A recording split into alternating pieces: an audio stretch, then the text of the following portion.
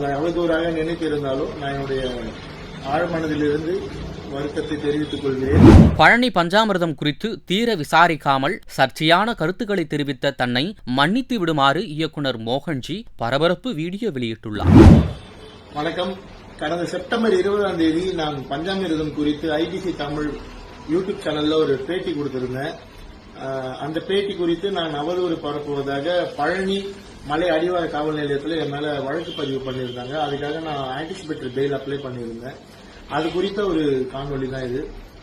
வெறுமனே செவி வழி செய்தியாக நான் கேள்விப்பட்டதை ஊர்ஜிதப்படுத்தாமல் ரொம்ப தீர விசாரிக்காமல் நான் காணொலியில பேசியிருக்க கூடாது பஞ்சாமிர்தம் குறித்து. அது அதனால்தான் என் மேல வழக்கு. இனி இந்த மாதிரியான செயல்கள் தொடராது.